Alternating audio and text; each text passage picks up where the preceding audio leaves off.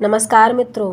बाबा साहब डॉक्टर भीमराव अम्बेडकर जी ने सन 1936 में श्रमिक वर्ग के अधिकार और उत्थान हेतु इंडिपेंडेंट लेबर पार्टी की स्थापना की थी। इससे यह अंदाजा लगाने में सहयोग मिलेगा कि मजदूर, गरीब, शोषित, पीड़ित हर व्यक्ति के प्रति बाबा साहब अम्बेडकर जी कितने गंभीर थे। आज मजदूर दिवस या मई दिवस पूरे विश्व में मनाया जाता है और उन श्रमिक वर्गों का उत्सव जिन्हें अंतर्राष्ट्रीय श्रम आंदोलन द्वारा बढ़ावा दिया जाता है।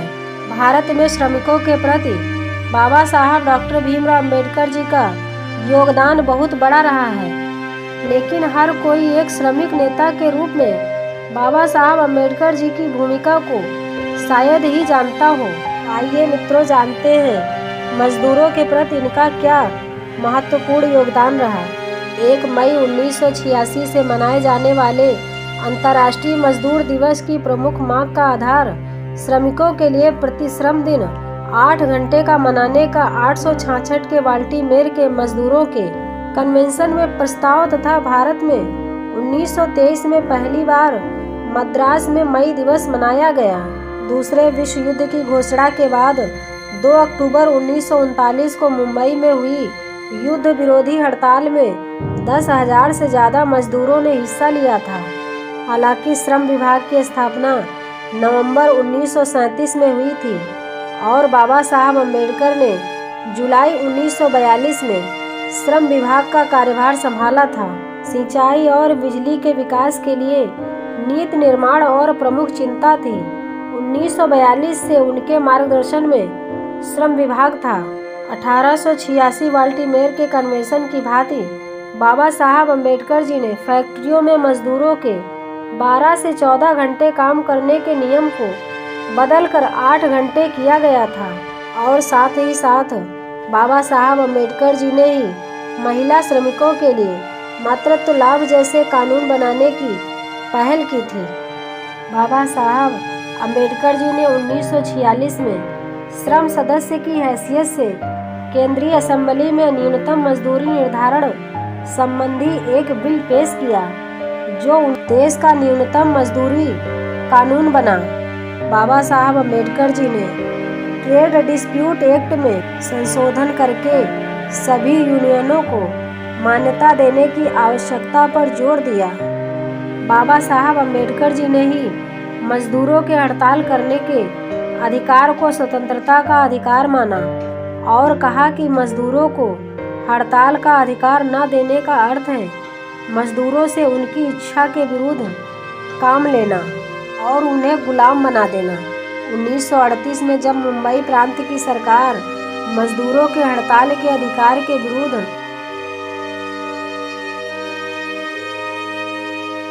ट्रेड डिस्प्यूट बिल पास कराना चाह रही थी, तब बाबा साहब अम्बेडकर जी ने खुलकर इसका विरोध किया था। बाबा साहब अम्बेडकर जी ट्रेड यूनियन के प्रबल समर्थक थे। वह भारत में ट्रेड यूनियन को बेहद जरूरी मानते थे। वो ये भी मानते थे कि भारत में ट्रेड यूनियन अपना मुख्य उद्देश्य खो चुका है। उनके अनुसार जब तक ट्रेड यूनियन सरकार पर कब्जा करने को अपना लक्ष्य नहीं बनाती, तब तक वह मजदूरों को भला कर पाने में अक्षम रहेगी। बाबा साहब अम्बेडकर जी का मानना था कि भारत में मजदूरों का सबसे बड़ा दुश्मन पूंजीवाद था। 27 नवंबर 1942 को दिल्ली में भारतीय श्रम सम्मेलन के 7वें सत्र में बाबा साहब अम्बेडकर जी ने 8 घंटे के कार्य दिवस को भारत में लाने से पहले 14 घंटे होता था।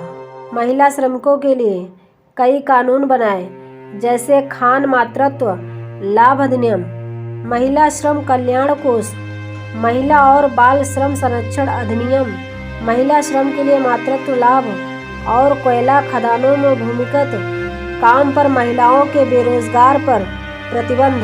बाबा साहब अम्बेडकर जी ने महिला श्रमिकों के लिए रोजगार, बेहतर स्वास्थ्य देखभाल और मातृत्व अवकाश प्रावधानों के प्रदर्शन के लिए आवश्यक शिक्षा और महत्वपूर्ण कौशल प्रदान करने, श्रमिकों की उत्पादकता बढ़ाने के लिए कार्यक्रम शुरू किए।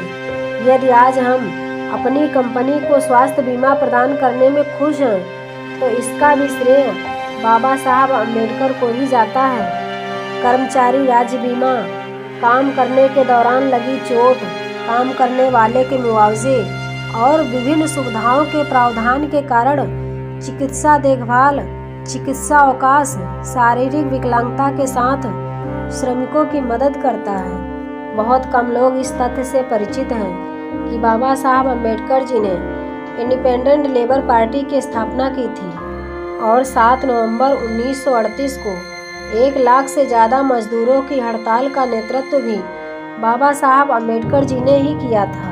इस हड़ताल के बाद सभा को संबोधित करते हुए बाबा साहब अम्बेडकर जी ने मजदूरों का आह्वान किया। इस हड़ताल का आह्वान उनके द्वारा स्थापित इंडिपेंडेंट लेबर पार्टी ने किया था, जिसकी स्थापना 15 अगस्त 1936 को बाबा साहब अम्बेडकर जी ने की थी। 7 नवंबर की हड़ताल से पहले 6 नवंबर 1938 को लेबर पार्टी द्वारा बुलाई गई मीटिंग में बड़ी संख्या में मजदूरों ने हिस्सा लिया था। उसमें बाबा साहब अम्बेडकर जी ने स्वयं खुली कार से श्रमिक क्षेत्रों का भ्रमण कर हड़ताल सफल बनाने के लिए अपील कर रहे थे। ये हड़ताल बाबा साहब अम्बेडकर जी ने मजदूरों के हड़ताल करने के मौलिक अधिकार की रक्षा के लिए बुलाई थी। सितंबर 1938 में मुंबई विधानसभा में कांग्रेस पार्टी की सरकार ने औद्योगिक विवाद विधेयक प्रस्तुत किया था। इस विधेयक के तहत कांग्रेसी सरकार ने हड़ताल को आपराधिक कार्यवाही की श्रेणी में डालने का प्रस्ताव किया था। इसके पहले 12 जनवरी 1938 को इंडिपेंडेंट लेबर पार्टी के बैनर तले बाबा साहब अम्बेडकर जी ने किसानों के संघर्ष का नेतृत्व किया। इस दिन ठाणे, कोलाबा, रत्नागिरी, सतारा और नासिक जिलों के बहुत सारे किसान प्रदर्शन के लिए मुंबई में जमा हुए थे। इस जुलूस का नेतृत्व बाबा साहब डॉक्टर भीमराव अम्बेडकर जी ने खुद संभाला था। किसानों को इस जुलूस की मुख्य मांग वतन प्रथा और खोटी प्रथाओं का खात्मा था। 17 सितंबर 1937 में बाबा साहब अम्बेडकर जी ने महारों को अधीनता की स्थिति में रखने के लिए चली आ रही वतन प्रथा खत्म करने के लिए एक विधेयक पेश किया था। वतन प्रथा के तहत थोड़ी सी जमीन के बदले महारों को पूरे गांव के लिए श्रम करना पड़ता था और अन्य सेवा देनी पड़ती थी। एक तरह से वे पूरे गांव के बंधुआ मजदूर होते थे। इस विधेयक में यह भी प्रावधान था कि महारों को उस जमीन से बेदखल न किया जाए जो गांव की सेवा के बदले में भुगतान के तौर पर उन्हें मिली हुई थी। शाहू जी महाराज ने अपने कोल्हापुर राज्य में 1918 में ही कानून बनाकर वतनदारी प्रथा का अंत कर दिया था तथा भूमि सुधार लागू कर महारों को भूस्वामी बनाने का हक दिलाया था। इस आदेश में महारों की आर्थिक गुलामी काफ़ी हद तक दूर हो गई थी।